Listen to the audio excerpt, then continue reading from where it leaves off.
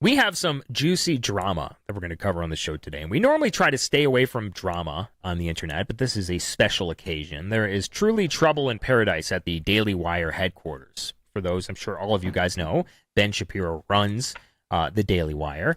And maybe some of you guys don't know this, Candace Owens has a show on the Daily Wire. She works for Ben Shapiro. Now, there was this video that came out. Ben Shapiro recently publicly slammed his colleague, Candace Owens, for what he calls her, quote, absolutely disgraceful behavior in front of this audience. And a lot of people in the audience applauded. And there's a lot of people trying to encourage Ben Shapiro to fire Candace Owens from the Daily Wire. And it's because of some of the things that she's been saying on her show about this situation with Israel. Some of the things that she's been tweeting, some of the tweets that she's been liking. And since he's called her out publicly, a lot of people are saying that she's on a warpath now. So we're gonna show you some of the clips. We're gonna show you exactly what this is all about, why he called her out publicly, why he said that she had disgraceful, disgusting behavior. And now that he's called her out publicly, she's basically like subtweeting at him, saying things like, you can't serve both God and money, Christ is king. Now people are coming out and saying this is even more reason to fire her because Christ is king is saying that is anti-Semitic. So we'll talk about that today. We'll show you all these clips, and we'll talk about exactly what this is about. And I also want to talk about this recent segment that Ben Shapiro posted on his Twitter account. The headline is, Inside Hamas's Hospitals from Hell. Try saying that 5 times fast. And basically he's saying that, like, you know, Israel has justification for bombing all these hospitals and parking lots of hospitals and children's hospitals because these are Hamas's hospitals from hell, where they have these very intricate underground massive compounds where they operate out of, and they have bombs in them and missiles in them and weapons in them, and they're using these people, these children, and these people at these hospitals as human shields. And some of the artist renditions and renderings that we're seeing come out, which we're going to show you guys today as well, are very reminiscent of some of the war propaganda that we saw about bin Laden back after 9/11. Like this article here, soldiers will have to hunt bin Laden in these mountain fortresses, these underground bunkers that he's hiding in and he's operating in. And it's just like they just recycle the same old propaganda over and over and over again. And mind you, this was only 7 years after or so they called bin Laden an anti-Soviet warrior who's putting his army on the road to peace, a peace warrior. So we'll talk about all of that today. Before we do, I just want to thank this video sponsor. This video has been kindly sponsored by Goldco. And as you know, the economy is a disaster. Inflation's out of control. Your money's sitting in the bank right now. It's losing value. It's losing value every single day. And so that's why I partnered with a great company called Goldco, so that you can diversify your investments and savings before it's too late. You can invest in a gold IRA. You can invest in a silver IRA. You can put your money in something that's going to retain its value, something that's going to protect you. And qualified callers, the people, anyone who reaches out to Goldco, and if you're qualified for this, you will get free silver, free gold. All you have to do is go to the link in the description, fill out these 4 questions. You're going to get your free gold kit in the mail. It's absolutely free, and you can get started on this process, and we get credit on the show every time you do that. So make sure to check out the links in the description below. Make sure to give them a call. It helps the show tremendously. All right, so we have this video. This is Ben Shapiro calling out Candace Owens. Here is this now. Take a look. Yes, the question was about Candace Owens. I think her behavior during this is disgraceful. Without a doubt. I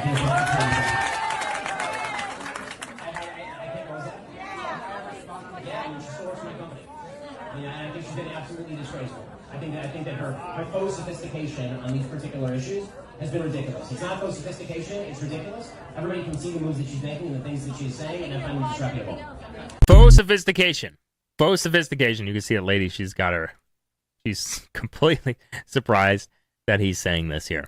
And a lot of people are saying, well, he can sort of like get in trouble he's sort of like between a rock and a hard place because he's going to have a lot of like backlash if he fires Candace Owens. But then the only thing he has to say is that she was being anti-Semitic. Like who can argue against that, right? Who can argue against her being anti-Semitic? And so she's basically like subtweeting him. Read a little bit here. It says, no one can serve 2 masters. Either you will hate the one and love the other, or you will be devoted to the one and despise the other. You cannot serve both God and money.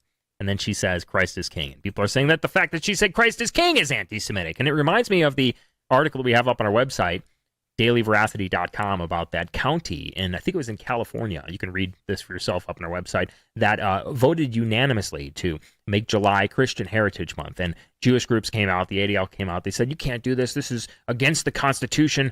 This is like anti-Semitic. This is like hateful behavior. We have all the quotes from some of these people, some of these groups up on our website. And meanwhile, so they reversed their decision because of pressure from these groups. And this is before this conflict, by the way. And then, meanwhile, you've got this picture that comes out from the Biden administration, and a lot of you guys probably remember this. You can look this up for yourself as well, where they talk about celebrating Jewish Heritage Month. They don't have any problem with this. And you've got all of the Jewish people in his administration up on the steps of, I think it was the White House or something, and there were dozens and dozens and dozens and dozens of people in this big picture, this like panoramic picture. And so now they're saying that what she's saying there is anti-Semitic. And here are some of the tweets that she's been liking. Zionist lobby is starting to go after Candace Owens. Now she will learn for going off of the plantation, going off of the kosher plantation. Here's a clip. This is a clip that was posted by Ian Howarth. And you can see he's a Jewish American writer for the DC Examiner, Newsweek, Telegraph, New York Post. He says that this is anti-Semitism. The idea that money is always behind support for Israel is pure anti-Semitism. Or here is what Candace had to say. Check this out. I am here today to endorse Nikki Haley for president of Israel. I think she's earned that. I think Bibi Netanyahu is going through a very bad time right now. Support for Israel has virtually collapsed socially. If you're paying attention to the trends and you're paying attention to what people are watching, you're paying attention to the protests. And the one person that I think is capable of getting it back is Nikki Haley, with enough money from foreign interest lobbies. So there it is, guys. I'm endorsing Nikki Haley, president of Israel. Well, there it is. There it is. And, you know, one of the reasons why and before we get to the refutation of what Mr. Ian Haworth or Hayworth or however you pronounce his name is saying here, I just want to just go over this short clip again. This is Nikki Haley. We should be, and this is what she has to say about Israel. Doing three things. One, support Israel, whatever they need, whenever they need it. No questions asked. No questions asked. That's one of the three things that we should be doing. And by the way, it's number one of the three things that she goes on to list. Now, he says that claiming that her support for Israel is anti-Semitism in its purest form. But let's go ahead and take a look into Nikki Haley. So first of all, Candace Owens said foreign interest groups. She didn't say funded by Israel, but let's just say that this is probably what she meant. The majority of Nikki Haley's money came from not only groups like AIPAC, but countless other single-issue Jewish American donors. And I think that it's obvious what their single issue is. They've said so much themselves. One of those donors is New York hedge fund manager Paul Singer. And if you know anything about PNAC, Project for a New American Century, the Clean Break Memo, the attempted revamp of PNAC, you know who Paul Singer is. Stanley Druckenmiller, Miriam Adelson, and the late husband, casino mogul Sheldon Adelson. This is where these are the types of people who are donating most of the money that Nikki Haley gets. Okay. I think that it's not anti-Semitic to talk about the truth. Maybe to them it is. Maybe to them it is. This is the reason why I've been attacked so much.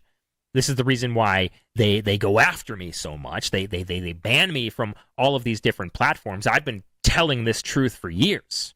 Right now, millions of Americans are starting to understand that the wars that have been fought in the Middle East were never in line with American interests. They were never about what Americans cared about or what America cared about. Instead, they served the interests of a foreign nation, which exerts significant influence over our government via its potent foreign and very effective, very strong foreign lobbies and other individuals that are strategically embedded throughout various institutions, especially big mega donors like the late Sheldon Adelson. Or on the Democrat side, Chaim Sabin, who's like literally an Israeli. He's from Israel. So I've been telling this truth for years. I've been talking about this for years. And even at a time when it's more apparent than ever before that this truth is more apparent to people than ever before. We still see huge conservative media personalities afraid to call out the obvious.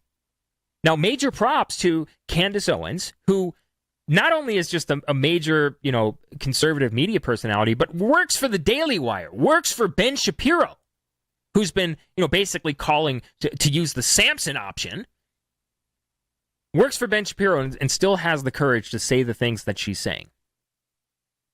Now, people can say the Chinese control this or the Russians control that, but you call out one specific group, and not just like a group, but like the government, these Zionists, a political ideology, and we all know what happens. Your life is destroyed, your bank account is taken away, you're banned from everything. I mean, look at what just happened to me. I have a small internet show. Look at what has happened to me, okay? And sometimes I feel it feels bad, man. It feels bad. I mean, I just got banned from Cash App. I talked about this before. I got banned from Cash App. It's like my fourth account. I'm going to make another account. But I've been banned from Cash App, Venmo, Zelle, Stripe, Uber Eats, Airbnb, VRBO, Linktree, Patreon, MailChimp, YouTube, Instagram, Twitter, Twitch, Reddit, Facebook, DLive, Discord multiple times.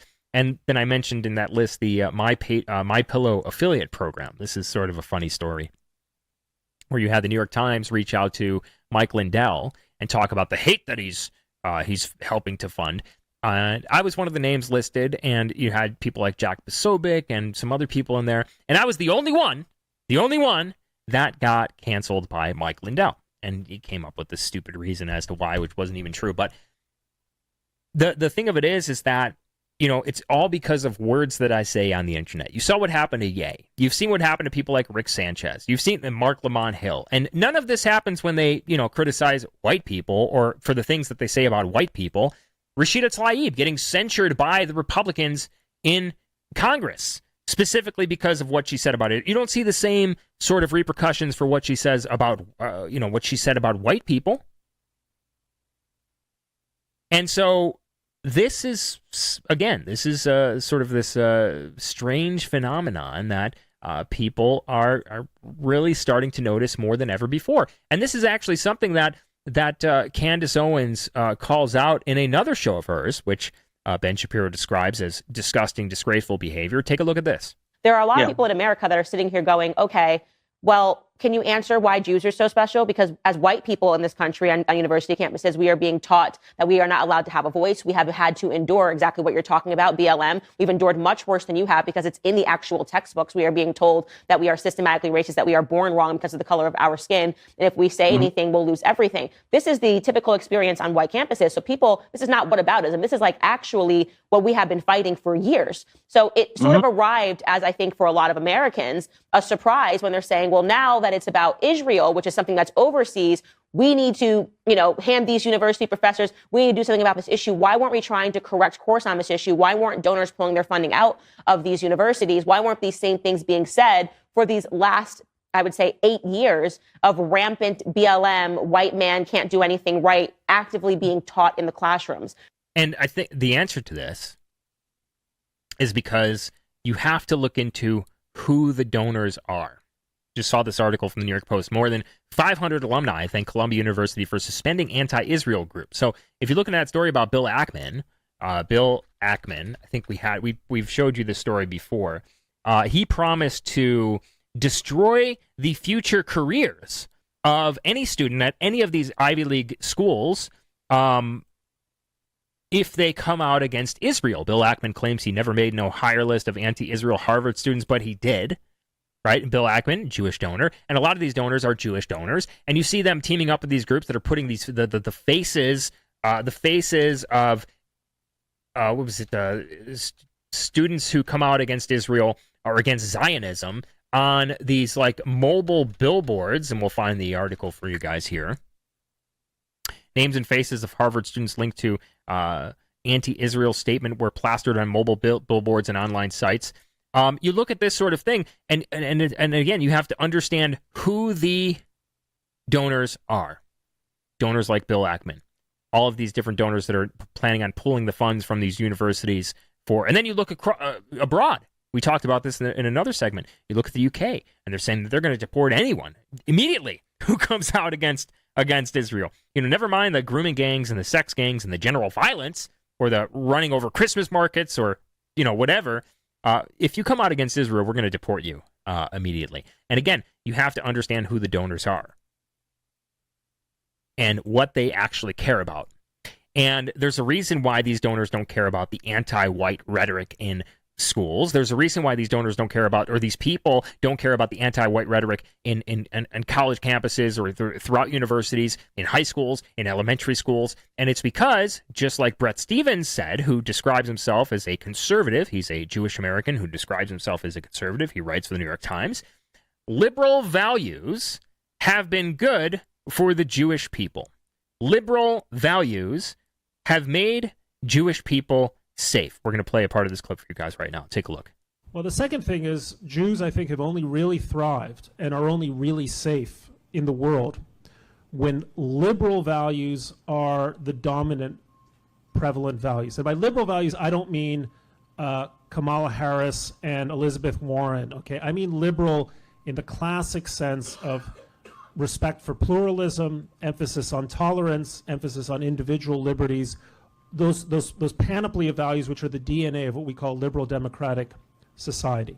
Watch what he says next. Trump administration represents a substantial and dangerous regression from those values. I think the comments, the attitude of this administration towards immigration, Mexican immigration, Latin American immigration, there is it a is. Scandal. There it is. So the liberal value that he's talking about there is immigration. It's diversity. And it's just like that video clip that we showed you from Anthony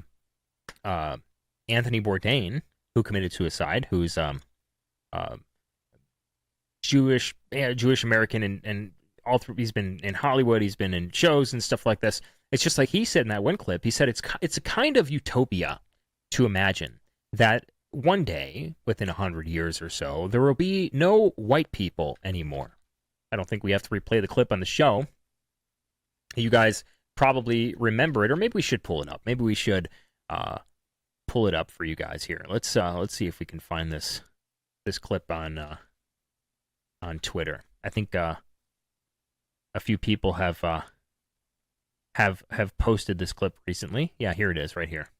That the whole world will mix up with each other, that in, 70, 80 years, there will be no white people anymore and only cappuccino-colored people. But that's the only way. This is the only solution. It's my way of thinking. It's our only hope. It's our way out of this. Yes. It's going to take some time, but it's really the only way. This sort of Singaporean model where everybody's so mixed up that you really don't know who to hate because everybody's so hopelessly intertwined. And I've explained this. I explained this in the very previous segment up on our Rumble channel, by the way.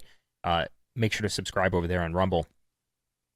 That, when you look at this is the way that they think. They think that, well, if you look at all of these people that have kicked us out of all of these countries, not just the Nazis, but the 100 or so times that we've been kicked out, they were mostly white people, but especially the Nazis. They were Germanic people. They were white people with blonde hair, blue eyes. And if we can get rid of them, if we can somehow come to a time where we have Western nations that are so mixed up that, as Anthony Bourdain says, you don't know how to hate, this will be very safe for Jewish people, like Bret Stephens said as well. This will be safe for Jewish people, and we will be able to survive. We will be able to thrive. And so this is the reason why those donors don't care about the anti-white rhetoric on these college campuses. And again, credit where credit is due. Definitely props to Candace Owens for coming out and saying these things. And again, a lot of people are saying, well, Ben Shapiro's kind of between a rock and a hard place because, he can't get rid of Candace Owens. Or not Candace Owens. Ben Shapiro's between a rock and a hard place because he can't just get rid of Candace Owens. Well, he kind of can. And all he has to do is say that she was just being anti-Semitic. Here is Ben Shapiro on the Hamas's hospitals from hell. Take a look at this. Yesterday, Israel finally took control of the Al-Ran TC hospital in the Gaza Strip. The hospital, Israel claimed, had been used, like many of the major hospitals in Gaza, as a giant shield for Hamas's military operations. The IDF then presented all of the evidence that they had of tunnels under Al-Ran TC hospital. We're going to play a lot of the clip. This is one of the reasons you should subscribe over at dailywire.com/subscribe so you can see everything we're showing you here because it really is a stuff. No. You subscribe on my Subscribe Star. Vincent James on Subscribestar. It's like Patreon, which we were banned from, but without the censorship. You know, they're attacking me for a reason. They're banning me from everything for a reason. It's because they know that it's effective, right? Deplatforming, they said it themselves, is effective. And it is admittedly getting difficult to keep the show going. So support the show. Links in the description. Go to the Flow code, Flow page, Vincent James. Check out how you can support the show. Don't subscribe to him. Subscribe to me. Astonishing. Now I want. He's well funded. He's well funded by, you know, a lot of these donors we talk about. So he doesn't need the money. I show you an operational tunnel. The tunnel is built with electricity. We first saw the tunnel is built with electricity. Solar panels. Then the electricity goes here, and it goes down directly to the tunnel. Now you can see the tunnel. You can see the tunnel. The tunnel is let down more than 20 meters down. The rowboat found a 60 door. feet, obviously. A door. 20 meters, 60 feet, obviously. Shut up. Yeah, it's 20 meters down. 60 feet, obviously. Shut up. That is bulletproof. It's explosives proof. So it looks like a hard evidence, a clear evidence that the hospital direction is connected. So it looks like hard evidence that this is a Hamas hospital from hell. This is a terror base. This is an intricate underground terror base. It's just, we're going to take a pause for a moment here. I used to work at a company that produced and installed elevators, so I know when I see one. The electrical box contains a three-phase inverter for elevator motors. I used to assemble this exact kind of box. In the elevator shaft, you can clearly see the rails and the flat cable. So the secret tunnel is an elevator, actually. And so Ben Shapiro, Israel is bombing hospitals in Gaza because they have found these secret tunnels. Some call them elevators. And all this dangerous, perfectly intact stuff at the bottom of these tunnels. Also, some call them elevators. These are the hospitals from hell. Now, they go down and they find these perfectly intact weapons and, you know, these things just like laid out for this photo opportunity for the IDF to take a picture of. But, you know, this account created in 2020, Visregad, I think that's how you pronounce that, 24. Apparently, this is the account here, is a widely shared engagement farming account, which is a Polish government influence operation, basically, is what people are saying. Now, regardless of what that account is, the propaganda being pushed by the account, especially when it comes to these like intricate underground compounds that these terrorists are hiding in these under these children's hospitals and hospitals that we didn't bomb, or we did bomb. Actually, we didn't bomb, and now we're just bombing and just calling them Hamas hospitals from hell. The propaganda that they're pushing, this 3D rendering that the IDF pushed out here of what's under these hospitals, is very reminiscent of some of the propaganda that we saw back after 9/11, like the Bin Laden's mountain fortresses that he had, which again, like we talked about at the beginning of the show, was just a few years after they called Bin Laden an anti-Soviet warrior of peace. And it's just like, you can't make this stuff. They just continue to recycle the same propaganda, anthrax and all this weapons of mass destruction. They continue to recycle the same propaganda over and over and over and over and over again because they know that people are going to buy this up hook, line, and sinker. And a lot of people are waking up, but maybe not enough people. I don't know. We'll have to see where this goes. But here's a tweet that I think someone said Ben Shapiro retweeted. Regardless, it has 131,000 views. Found in the basement of Rantisi Children's Hospital in Gaza. A schedule showing the names of Hamas terrorists who guarded the hostages. Every name on this list is a dead man walking. Now, if you look at the responses to this tweet, that was, I think, deleted, by the way. They're saying, the people who understand this language are saying that these are just the names and dates of the week. These are just the names. These no names. These are just the dates of the week. These are just the names of the days and the dates of the month. It's a calendar. It's probably a rotation schedule. Nevertheless, Bibi Netanyahu is making his rounds in every single news outlet: Fox News, MSNBC, CNN, ABC News, regardless of their political affiliation, to push propaganda like this. And this is actually the guy that shared that video, first posted that video of that warfare in Syria.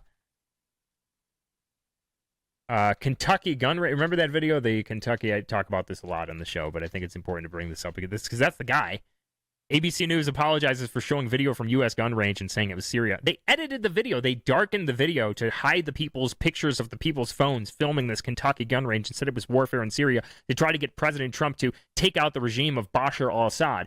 This is what's going on here, right? This is what these wars in the Middle East are exactly for. By the way, this Visregard, they were like, hey, we found this copy of Mein Kampf in this children's hospital that we bombed. So, yeah, and like clockwork,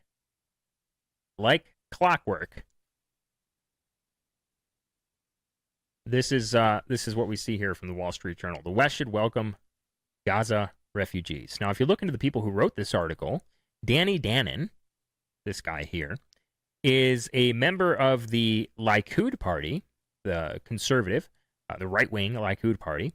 Ram Ben Barak is a former Mossad agent and a member of the Liberal Party, the Liberal Yesh Atid Party. And this is a perfect representation of what some people call the, quote, kosher sandwich, or two sides of the same coin. It's the same reason why you see Ben Shapiro retweeting things from the ADL, from Jonathan Greenblatt, and you have this like false dichotomy of like liberal Jewish elite versus conservative Jewish elite, and they completely disagree with each other. When it comes to this issue, this is their most important issue. This is the thing they care about most, and it's the thing that they're going to, by any means necessary, going to attempt to accomplish. So, and yeah, Nikki Haley, every person on social media should be verified by their real name because of national security. But your name is Nimrata Randhawa. Are you gonna put that in your Twitter bio? Anyway, so that's what we have for you guys. I'm trying to recall if there was anything else that I wanted to show you here. No, I think that's it. Make sure to follow me on Telegram, t.me/RealVincentJames. Make sure to follow me on Rumble. Follow on Cozy TV. Make sure to check out that Flow page. If you go to flowcode.com/VincentJames or /page/VincentJames, you'll find all the different ways you could support the show. We need it to help continue the show. So make sure to check out the links in the description below. All our socials are on there as well. Check that out. It helps the show tremendously. Since we've been banned from every mainstream platform that exists, we need your support for the show to survive. You can support by subscribing to my Subscribestar for $5 a month to get access to exclusive content and more at other tiers. You can also support by using cryptocurrency, our P.O. Box, and as always, going to preparewithvincent.com or waterwithvincent.com to get your 25-year shelf life dry food supply or water filter systems. Check out dailyveracity.com/support to find all the links. It helps the show tremendously.